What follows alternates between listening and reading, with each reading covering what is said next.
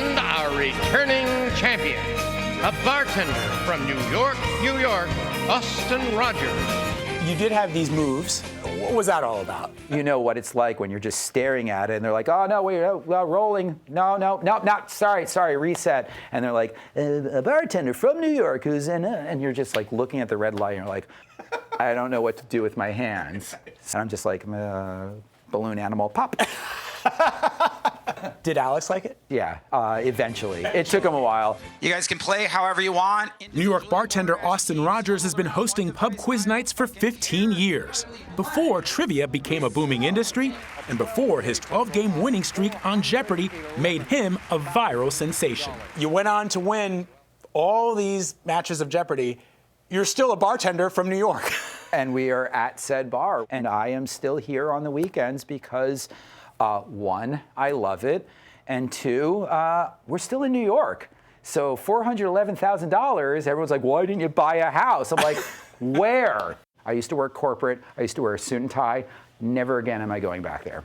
His love of trivia can be traced back to his childhood in Westchester, New York, where he grew up a self-declared geek. We were the dorky kids. My clique was the geekdom. So incumbent upon that, growing up in the 80s and 90s, is, you know, the getting bullied and stuff like that. Hopefully kids these days are having a better chance of it with more inclusionary just society, and the fact that knowing stuff and being a dork is pretty cool right now, you know?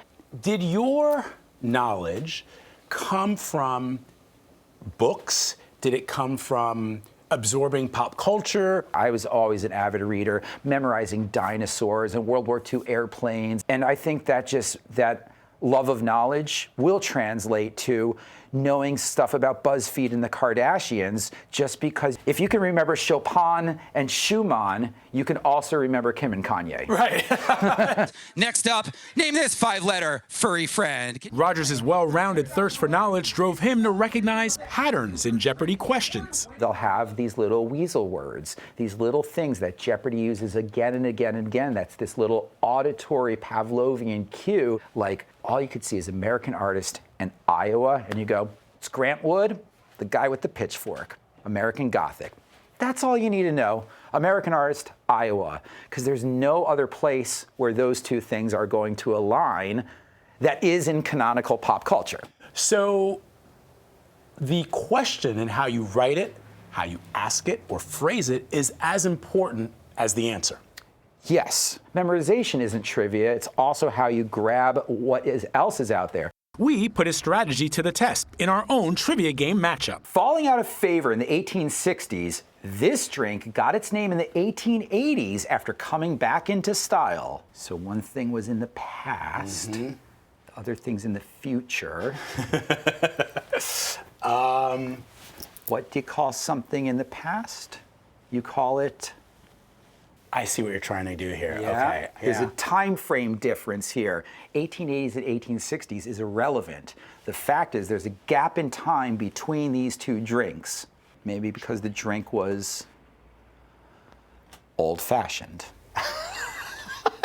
Here's the next one up. Zoom trivia came into fashion during the pandemic when people were locked down. Rogers expanded his community online and realized how meaningful the movement can be. This young man types and says, the name I'm using on my screen name, I just got to tell you, this really means a lot to me.